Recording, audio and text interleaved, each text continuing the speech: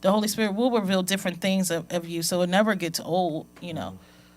That's That awesome. makes sense. That makes perfect sense. That's awesome. Let me ask you. We're getting so deep. I love this. Yeah. This is so different for us. Yeah, so let me ask you guys a question. It's not my fault. So with someone that's being celibate, because obviously a person who's celibate who has a great relationship with God, I know sometimes they get the urge and they can't do what married people do, have sex and stuff like that. What are some ways for them to kind of? Are there anything that you guys would recommend people do if they get to a point where, man, I'm just feeling this urge, I'm trying to fight it, or even though I'm celibate, I'm on this journey, but I have my moments where it's like, man, it's hot. Two things. You know what I mean? Here's the thing, right? It's hot. I urge everybody to get a physical Bible and not use your phone, right? Because your phone is just distraction. So if you have an urge to either rub one out or call Jezebel Becky. spirit, baby. Yeah, if you want to call Jezebel, like, yo, what you doing? What's up? You give them that 3 a.m. text. This is what the old people would tell you. He's crazy. Read the Bible until the urge go away. If it takes you 5-6 chapters, read it till the urge go away. Okay. Go Also, if most people won't do that, but Right. That's what I was going to I would say I got some practice. find a good, like a solid friend who you can talk to. Whether I mean, some pastors sometimes you can't get to them, but find whether a mentor, accountability partner. Like you gotta have accountability. I have tons of accountability partners. Like they will call me out off of anything. I just got called out this week on some social media, but you have to have those friends who will call you out and say, "Hey, bro, I'm having this urge. I'm about to call Sarah." And your homie, you got those friends like, yo, call her up. Call her friend too. Let's, but then you'll have that friend you call like, listen, bro, I'm coming over.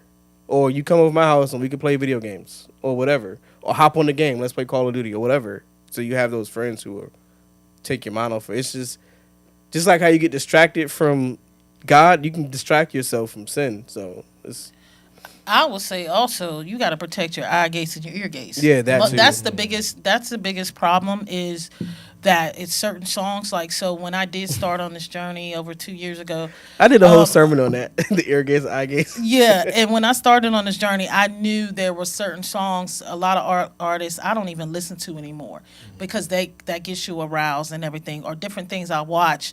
A lot of stuff I don't even watch that I used to watch because that's going to get you aroused, especially late at night, or you're going to be thinking about certain things. So that is a big thing. Is watch what you are consuming and you're hearing and what you're seeing. The places that you're going, some certain environments, they are hypersexual, so they're going to get you aroused. Again, the music's going to be there, the people is going to be there, and definitely have accountability partners and everything, and just know yourself. I mean, there's so many different things you can do. If you're not in a relationship, it gets easier. But if you are in a relationship and this is somebody who you can see yourself being married, I would say if both people are on the journey together, go in prayer about it. It's easily and just really think. We can do all things through Christ who strengthens us. I think we say that a lot, but we don't really believe it and walk it out in faith. Yeah. But if we understand that, there's so many testimonies out there where people have been delivered from drugs. I know people who've been sober from drugs for years, and they're like, God can do, there's nothing He can't do, but you have to, it's about our heart. You have to want to in your heart. I remember when I used to vape, and I used to a little bit, right? And I'd be like, I knew that I still wanted to vape. But one day I was like, Lord, I'm done with this. Please take this urge from me. Boom, I'm done with it. And as soon as I said it, threw it away, never picked it up again. And because in my heart I was ready, but I know that about me. Like, I'm not gonna, if I'm give up a vice, I gotta know I'm ready, and I go to God and I'm serious. 9 times out of 10, it's gone. No urge, no nothing. Right? I'm too stubborn for that. But see, it's some work with me. Yeah, but we're all. But again, He knows us, and He's gonna handle us accordingly because we're all different, and He knows what it takes. But it's I will say. And then just be in a community. There's a lot of people that are doing it who you might not even know. And I'm in this dope women's group and community with my church and different things. So that's important. Yeah, it's important to be around like-minded people.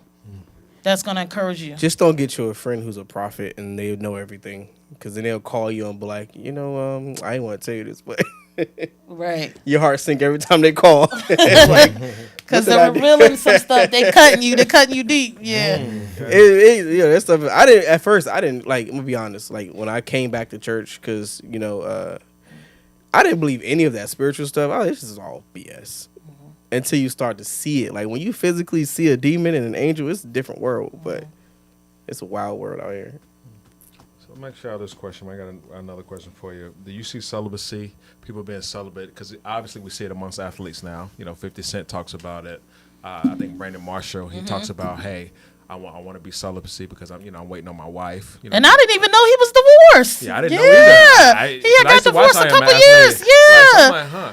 So do you guys see that becoming more of a common thing? I know 50 was saying, man, I need to focus. I need to be greater. I need to abstain from a lot of that crazy stuff. Even with celebrities, they know a lot of spiritual things that they're not letting on.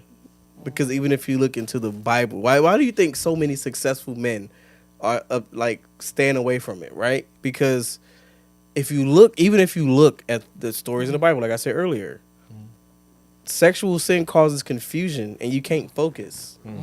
So the fact that a lot of these successful men are saying, I'm cutting that off and I'm gonna wait till marriage, that should be a red flag right then and there. To be like, okay, why?